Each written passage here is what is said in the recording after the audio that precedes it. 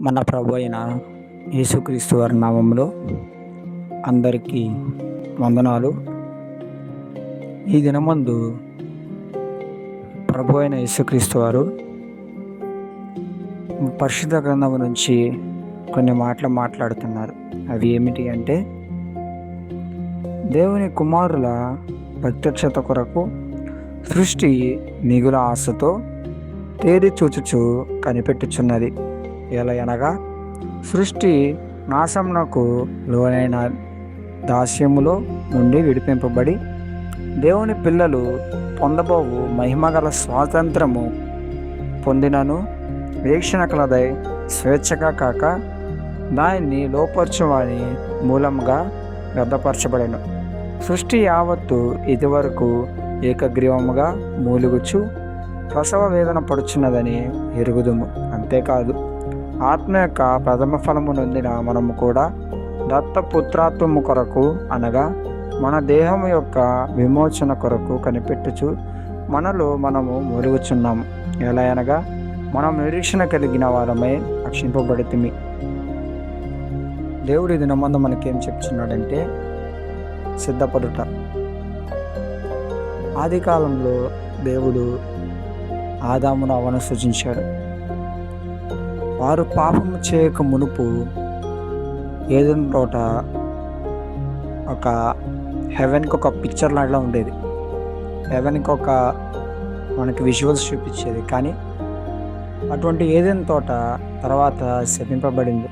భూలోకం అనేది శ్రమింపబడింది ఆదాము అవ్వ చేసిన పాపం వలన. కానీ ఈ సృష్టి ఇప్పుడు ఏం చేస్తుందంటే సిద్ధపడుతుంది. దేవుని పిల్లలు ఎప్పుడు వస్తారు? ఆ పరిశుద్ధుల సంఘం ఎప్పుడు వస్తుంది? 1000 ఏండ్ల పరిపాలన ఎప్పుడు జరుగుతుంది? ఆ పరిశుద్ధులు నేను ఎప్పుడు చూస్తాను? దేవుని కుమారుని నేను ఎప్పుడు చూస్తానని సృష్టి మిగులు ఆశతో వేచి చూస్తుంది, సిద్ధపడుతుంది, ప్రసవ వేదన పడుతుంది. ఎలాగంటే, దేవుడు మత్తయి సువార్త 24వ అధ్యాయంలో మనకు చెప్పాడు సూచనల గురించి. ఆ సూచనలు జరుగుతాయే ప్రసవ వేదన పడుట. ఆ ప్రసవ వేదన అనేది సృష్టి సిద్ధపడట చూపిస్తుంది మనకి. ఈ సంవత్సరం చూస్తే 2025లో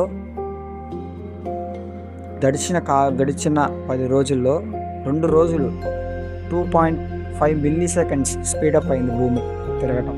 అంటే మనము ఉదయాన్నే లేచినమ్మటనే సాయంత్రం అయ్యేలోపు ఎంతో టైం పట్టలేదు. మనం అనుకుంటే 24 గంటలు ఉంటాయి కానీ, బట్ ఈజీగా టైం గడిచిపోతుంది. కళ్ళు మూసి తెరిసేలోపు రోజు అయిపోతున్నాయి. ఇంకా వచ్చే సంవత్సరానికి 4 నెలలే ఉన్నాయి, గుర్తుపెట్టుకోండి. సింపుల్గా అయిపోతున్నాయి. కానీ మనం ఇంకా అక్కడే ఉన్నాం. రక్షణ పొందకుండా, బాప్తీసం తీసుకోకుండా ఎక్కడ వేసిన కొంగలు అక్కడే ఉంది. కానీ సృష్టి మాత్రం ఆ యొక్క దేవుని పిల్లలు, ఆ యొక్క పరిశుద్ధులు ఎలా ఉంటారు అని సిద్ధపడుతుంది చూడటానికి. మరి మనకెందుకులే అని మనం నిర్లక్ష్యం చేస్తున్నాం. ఇటువంటి నిర్లక్ష్యతను మనం గనక ఉంటే సమస్త దుర్నీతి నుంచి కాపాడే రక్షణ మనకు దొరకదు.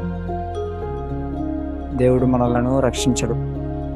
గుర్తుపెట్టుకోండి, దేవుడు మనలను ఎంతో గొప్పగానో రక్షించి మనలను కాపాడుతానికి సిద్ధంగా ఉన్నాడు. చివరి దినముల్లో ఉన్నాం, ఆఖరి దినముల్లో మనం ఉన్నాం. జ్ఞాపకం చేసుకోండి, దేవుని రాకడ త్వరలో ఉంది. సృష్టి తాను సిద్ధపరచుకుంటుంది. మనము సిద్ధపడి ఉండాలి దేవుని రాకడ కొరకు. సృష్టి ప్రసవ వేదన పడుతుంది. యుద్ధములు, భూకంపాలు ఎన్ని చోట్ల లేదు. మొన్న రష్యాలో 8 పాయింట్ మ్యాగ్నిట్యూడ్ వచ్చింది. నిన్న రష్యాలో 6 పాయింట్ మ్యాగ్నిట్యూడ్ వచ్చింది. థాయిలాండ్, కంబోడియా యుద్ధాలు జరుగుతున్నాయి. ఇండియా, పాకిస్తాన్ యుద్ధాలు జరుగుతున్నాయి. Israel, Iran, Israel, Lebanon, Israel, Syria, Israel, చాలా దేశాలు యుద్ధాల్లో పాల్గొంటున్నాయి. యూరోప్లో జర్మనీ అయితే 5 బిలియన్ ఖర్చు పెట్టింది సైన్యం మీద. అంటే యుద్ధానికి సన్నద్ధమవుతున్నారు. ఏ యుద్ధం కాదు, ఆర్మేగిద్దోని యుద్ధం, 3వ ప్రపంచ యుద్ధం, అంతిమ యుద్ధం కొరకు లోకం అనేది సిద్ధపడుతుంది. అందరూ వరల్డ్ పీస్ పీస్ పీస్ అంటే శాంతి శాంతి శాంతి అంటున్నారు, కానీ చివరికి వెళ్ళేది యుద్ధానికే. ఆ యుద్ధంలో ఇశ్రాయేల్ అనేది ఒంటరిగా ఉండిద్ది. అప్పుడు దేవుడు పరిశుద్ధులతో కలిసి ఈ భూమి మీదకు వచ్చి యుద్ధము చేసి గెలిచి 1000 ఏండ్ల పరిపాలన చేస్తాడు. 1000 ఏండ్ల పరిపాలన చేసి నిత్య రాజ్యంలోనికి తీర్పు దినమున ప్రతి ఒక్కరిని ఎవరికి కావాల్సిన ఫలితం వారికి ఇచ్చి దేవుడు పరలోక రాజ్యంలో ఉంటాడు. మనము పరలోక రాజ్యంలో నిత్యము స్తుతిస్తూ ఆయనతో పాటు కలిసి ఉన్నాం. దేవుని ద్వారా పరలోక రాజ్యానికి వెళ్దాం. దేవునితో పాటు కలిసి ఉన్నాం. అందరూ సిద్ధపడండి. సృష్టి సిద్ధపడుతుంది, మనము ఇంకా బాగా సిద్ధపడాలి దేవుని రాకడ కొరకు. ఆమేన్.